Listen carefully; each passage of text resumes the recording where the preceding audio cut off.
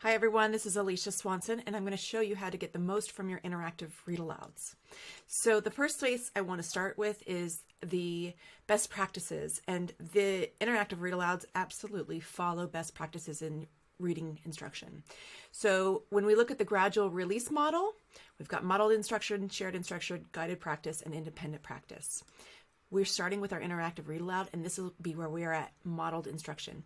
You're showing the students how you use the strategy or the skill that you want them to be learning.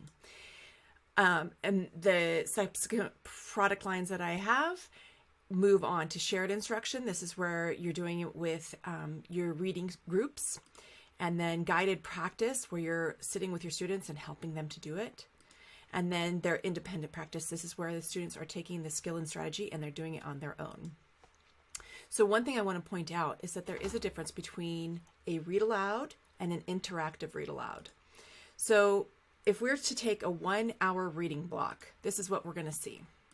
Let's get this over here. It's about, your interactive read aloud is going to last about 20 minutes. And then I suggest following up with a 25 to 40 minute chunk of time for independent reading. And that is going to be as scaffolded as much as you can. Some classes aren't going to be able to handle much independent reading, and that's fine. I'm going to talk in future videos about how to handle that part. And then the third part is how you have your small groups going on. I suggest strategy groups or guided reading. So when we talk about interactive read aloud, the first place you're going to start is figuring out what skills your students need.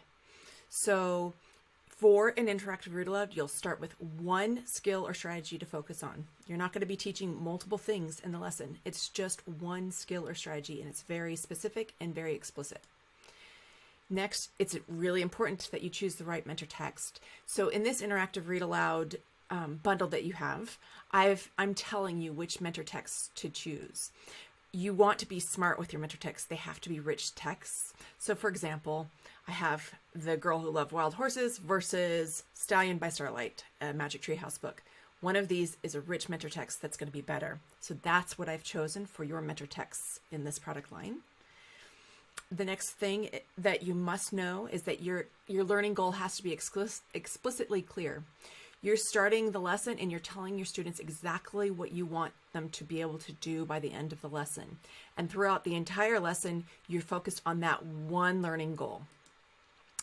You're going to do your read aloud with modeling the skill or the strategy.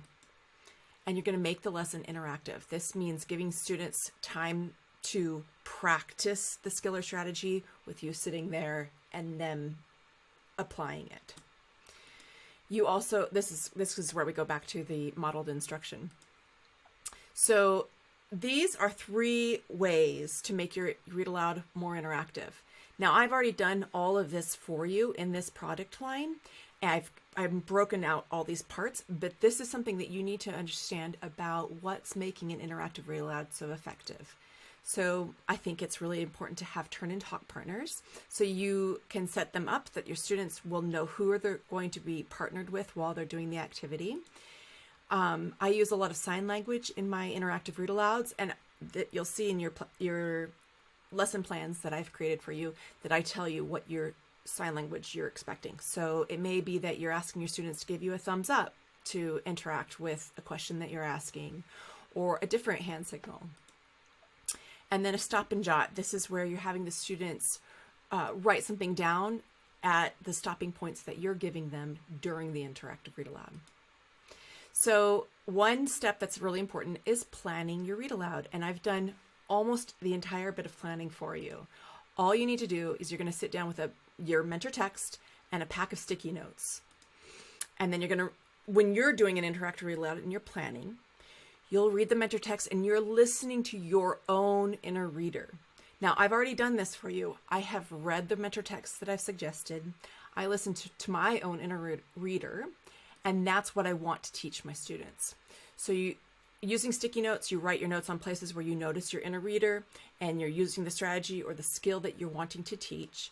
And then you're marking in the text the places where you want your students to practice using that skill or strategy during the lesson. I've done this part for you. So here's some interactive read aloud do's. First do, keep it short. Your read aloud, this entire lesson, should be about 15 minutes. I would say if it's getting longer than 20 minutes, you're losing your students' attention span and it's too long. Sometimes that means you're not going to complete reading an entire text and you might have to stop and hold it for another day. But this lesson is short. The next one is your interactive read aloud is going to have about 3 to 5 stops, and this is where your students are going to be reflecting or practicing something that you're pointing out for them.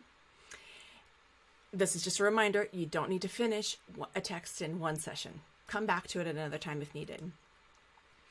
Another reminder, you can use the same book for many lessons. The purpose of your interactive read aloud is teaching a skill, and it's different than a regular read aloud where you're just reading for enjoyment. This, you're working on a skill, and it's okay to use that book multiple times. So I'm going to show you an example of how to get started with your interactive read aloud bundle. So for example, we're going to start with a lesson that's on theme. So if you have the full curriculum bundle, your zip folder is going to look like this. If you just have the interactive read alouds, your bundle is going to be a little bit smaller.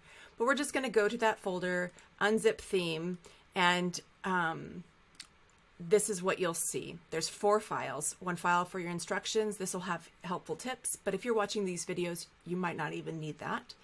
Your anchor charts. These are printable anchor charts. Distance learning option. That's probably something that we won't have to do again during COVID. Everything was made so that you could do it with your students online. What we're looking for is the in-person option. So we're going to start right here.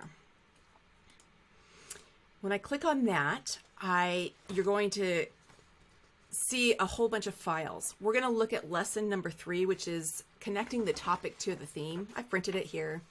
It's a 1-page lesson plan, and then there's a printable page for stopping and jotting for your students. And what you'll see is that in this 1-page lesson plan, it's telling you a couple of things. First, it tells you which mentor text you need. Next, it's telling you how to prepare your lesson. And then when you look at the actual lesson, you'll see that I followed almost the same style throughout all of these lessons. I always have a preparation. I always start the lesson with telling your students the introduction, which is telling them what skill you want them to be learning. It's very explicitly stated here. And then I have you read the text until we reach certain stopping points. And at those stopping points, you'll tell your students what you want them to do. So for example, when you're reading this text, you'll introduce it, you'll start reading the story, and then you give them a stop and jot spot, a place to take notes about the topic and the lesson. Here again, here's a turn and talk where you're asking your students to talk to their partner. And then another turn and talk later in the text. And then a send-off. This is at the end of the lesson, and you're telling your students what you're hoping they will do independently. So I give you the option of having this 1-page printable version of the lesson plan, and you can look at it and you can write notes on your sticky notes and stick them into your book on your own. Or I also give you an option of printing them onto sticky notes so that you can take all of your stopping points and just put them into the book, and it makes it really easy for planning. After you've done that, you get your mentor text. So for this example, I'm doing lesson number 3, connect the topic to the theme, and I'm using this wonderful book, Stick and Stone. You'll see in the instructions file that I've included a list of all of the mentor texts in every unit, and the suggestion I have is that when you're about to start a unit is that you look at, you gather all of the texts within that unit ahead of time. So if I were to be doing the unit for theme, I would start to gather these books ahead of time. And that way they're just ready for you when you're ready to start the unit. So for example, this is our theme lesson. We're doing the lesson Connect the Topic to the Theme, Stick and Stone by Beth Ferry. And right now here I note that there's a YouTube option, and that's because when you look on the lesson plan, I'll tell you if you have to have this text in person, or if you would be okay using a YouTube option. By a YouTube option, what I'm saying is that you can watch a read aloud of the book being read aloud if you don't have a copy of the text. And you'll see that I did there's a lot of books that allow for the read aloud option, or sorry, the YouTube option. And that's just to keep in your back pocket in case you aren't able to get a copy of the text. So here we are, stick and stone.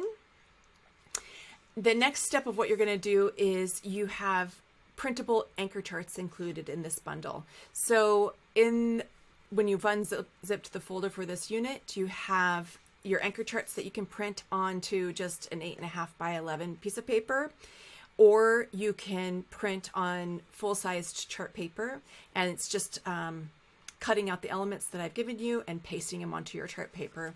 And that way you can add as many details as you want, or you can just use it as an inspiration so that you're making the anchor charts with your students. It's very flexible for you in that way. So you'll find those anchor charts in your unzipped folder right here under anchor charts. So everything I've done is made it so that all you need to do is print and get the suggested mentor text. I want to point out that with the mentor text that I've included in the bundle, I have done everything I can to make sure these are easy to find mentor texts. The hope is that you will be able to get any mentor text you need from either your classroom library or your school library, and if those aren't options, then maybe from your city library. I certainly don't want anybody to have to go buy books, so that means I didn't include any of the newest bestsellers. I chose books that are pretty commonly found in most libraries. So then the next step is, after you've done your read aloud with your students, you're going to release your students to go to their independent reading, and you're giving them an exit task. So I've included bookmarks for them, and the bookmark is telling your students exactly what you want them to do, and then it's giving them a place to do that. While they're reading independently, they'll write their text title that they're doing, and they're answering the question as your exit task. Now, I give you a place in the bundle that's like a recording place for all of these bookmarks to be kept. There's a page that has a bookmark and then a copy of the anchor chart for the students to keep track of. This is what it looks like. Here's your anchor chart, and then this is where they'll place their bookmarks. So I hope that's been a helpful introduction to how to start using your interactive read aloud lessons.